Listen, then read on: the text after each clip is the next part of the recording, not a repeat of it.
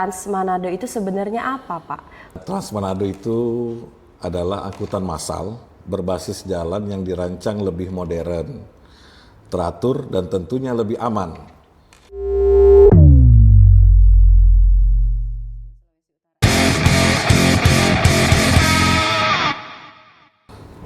Assalamualaikum warahmatullahi wabarakatuh.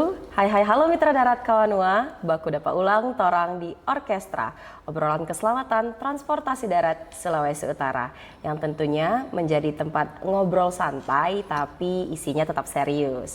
Nah, episode kali ini kita akan membahas yang akhir-akhir ini sering kelihatan nih di jalanan kota Manado. Apa itu? Benar sekali, Trans Manado. Dan juga yang katanya lebih nyaman daripada mantan, tapi tetap harus nunggu di bus stop point ya tentunya. Untuk episode kali ini sudah hadir bersama kita narasumber yang sangat kompeten di bidangnya. Mohon izin Bapak Yanwar Evan Tamrin selaku Kepala Seksi Sarana dan Angkutan Jalan SDP. Selamat pagi Bapak, mohon izin, selamat datang. Apa kabar Bapak? Halo Mbak Dea, selamat pagi. Alhamdulillah sehat Mbak Dea. Alhamdulillah. Mohon izin Bapak, selamat datang di Orkestra episode kali ini. Dan juga kami mengucapkan terima kasih karena sudah meluangkan waktunya di setengah kesibukan Bapak untuk bersama kami hadir di Orkestra episode kali ini. Terima kasih Mbak Dea, dengan senang hati kami bisa berbincang dan berbicara pada pagi hari ini. Oke Pak Yanwar, mohon izin sebelum kita lanjut untuk pertanyaan-pertanyaan yang lainnya, saya mau tanya dulu nih Pak. Terakhir Bapak naik angkutan umum itu kapan Pak? Wah, kalau tidak naik berarti saya yang disemprit nih. Jadi ya harus sering naik dong. Sekalian saya memastikan juga pelayanan di lapangan. Wah, aman berarti ya Pak ya? Bukan cuma teori tapi langsung prakteknya nih. Betul sekali Mbak. Oke siap, jadi kalau misalkan Trans Manado ini hidup, berarti ya Pak Yanwar salah satu yang kasih napas gitu ya Pak ya? Ya. Oke Pak, kita mulai dari basic dulu nih ya Pak ya. Biar masyarakat mudah memahami Trans Manado itu sebenarnya apa Pak? Karena masih banyak masyarakat itu ada yang mikir yang ini bus pariwisata atau apa Kang? Bukan ya Mbak. Jadi Trans Manado itu adalah angkutan massal berbasis jalan yang dirancang lebih modern, teratur, dan tentunya lebih aman. Selain itu Mbak Dea, Trans Manado menjadi salah satu bentuk layanan yang dirancang untuk menjawab kebutuhan mobilitas masyarakat di Kota Manado yang semakin meningkat. Kalau kita lihat, pertumbuhan kendaraan pribadi di kota ini cukup meningkat. Nah, kalau semua orang mengandalkan kendaraan pribadi, dampaknya pasti kemacetan, konsumsi energi BBM yang berlebih, sampai pada keselamatan di jalan. Makanya Trans Manado hadir sebagai alternatif yang lebih tertib, terencana, dan berorientasi pada pelayanan. Karena kita dorong ke arah transportasi yang lebih modern dan berkelanjutan. Jadi ini bukan sekedar kendaraan besar, tapi sistem transportasi yang punya, pertama, rute yang jelas. Kedua, jam operasional yang teratur. Ketiga, standar pelayanan yang harus dipenuhi. Jadi kalau dibilang bus pariwisata Mbak Dea, mungkin ini yang versi dalam kota. Jadi kalau mau ke tempat tujuan sambil keliling kota Manado, dengan nyaman dong pastinya. Hehe. Oke, berarti kalau saya dengar tadi udah sesistematis itu, berarti Trans Manado ini nggak sembarangan ya Pak, bukan asal jalan, asal angkut gitu ya Pak, tapi memang sudah ada sistemnya. Benar dong Mbak Dea, yang pasti ada rutenya, ada jadwalnya, tentunya ada standar pelayanan untuk yang angkutan Trans Manado-nya itu sendiri. Oke. Baik Pak, nah mitra darat kawanua, kalau sudah tahu konsepnya, pasti nanti muncul lagi nih pertanyaan-pertanyaan. Kenapa sih harus menggunakan Trans Manado? Apa untungnya for torang? Yuk kita bahas keunggulan-keunggulannya. Masyarakat banyak yang bertanya Pak izin, kenapa harus mencoba menggunakan Trans Manado? Dan keuntungan yang kira-kira mengefek bagi masyarakat itu apa Pak? Terima kasih Mbak Dea. memang ada beberapa hal yang jadi keunggulan utama untuk perlu kita ketahui bersama. Pertama, dalam hal keselamatan. Jadi armada yang digunakan untuk Trans Manado itu sendiri sudah melalui pengecekan, tentunya dalam rangka untuk memenuhi standar layak jalan atau yang biasa kita sebut RAM check. Pengemudinya juga dibekali dengan pemahaman terkait keselamatan berkendara, di mana sebelum dinyatakan sebagai pengemudi Trans Manado itu sendiri yang sah, tentunya dilakukan pengecekan kesehatan dan tes kemampuan kendaraan bus Trans Kawanua itu sendiri. Yang kedua, terkait dengan kenyamanan dan keamanan. Untuk kendaraan yang lebih tertata, kapasitas jelas dan tentunya lebih nyaman dibandingkan angkutan yang belum terstandar. Kemudian Mbak Dea, para penumpang tidak perlu khawatir terkait keamanan dalam perjalanan. Karena semua armada bus Trans Manado ini sudah dilengkapi dengan kamera pengawas atau yang biasa kita sebut dengan CCTV.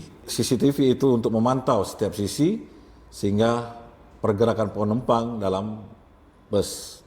Yang ketiga, terkait dengan keterjangkauan. Jadi untuk tarif yang dibuat relatif lebih ramah di kantong. Jadi untuk posisi sampai dengan hari ini, untuk naik kendaraan bus Trans Manado masih gratis loh.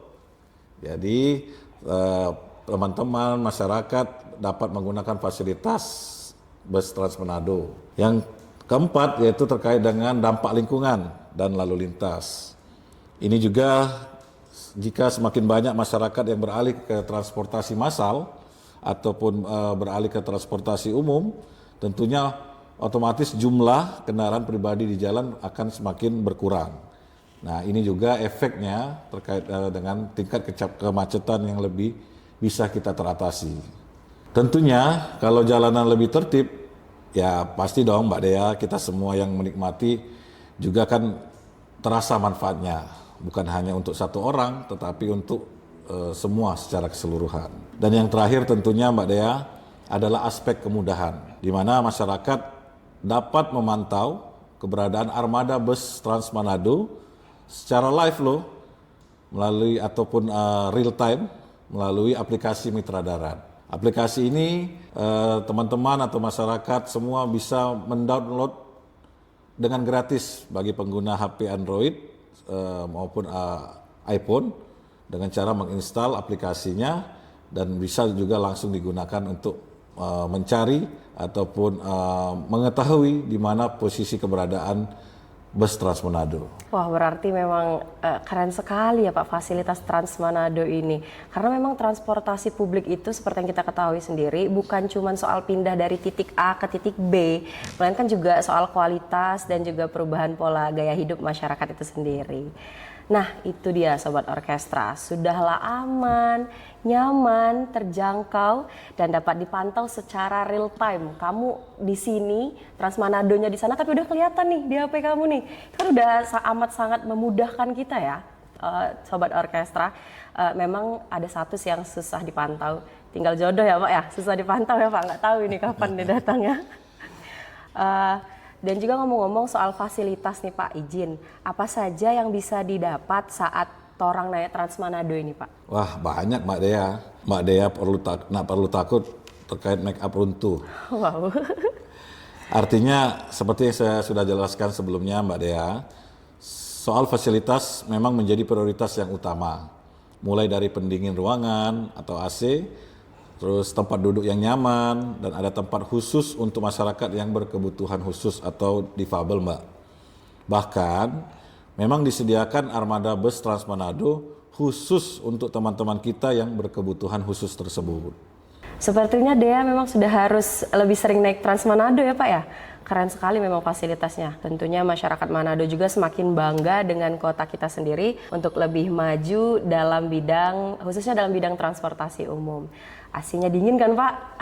Jangan. Ini penting soalnya Manado sekarang panas, udah panas, macet. Tanpa AC ya ujian kesabaran setipis tisu ini Pak. Aduh gerah sekali ini Pak. Jangan ditanya Mbak kalau soal alat pendingin atau AC. Karena memang ini juga sebagai aspek kenyamanan bagi salah satu yang menjadi salah satu prioritas utama dalam hal kita melayani masyarakat di dalam bus Trans Manado itu sendiri. Berarti memang sudah sangat cocok ya Pak untuk masyarakat naik transportasi umum khususnya Trans Manado untuk anak sekolah, pegawai, dan juga yang lagi move on bisa tuh ngadem di Trans Manado daripada kita naik motor sendirian panas, aduh gerah polusi ya Pak. Nah itu bonusnya Mbak Dea.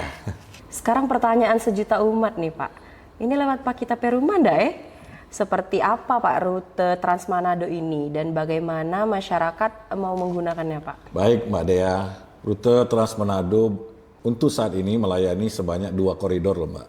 Yang pertama koridornya yaitu dari Terminal Malalayang PP dengan melewati kurang lebih ada 18 titik bus stop point yang mengarah ke Terminal Malalayang.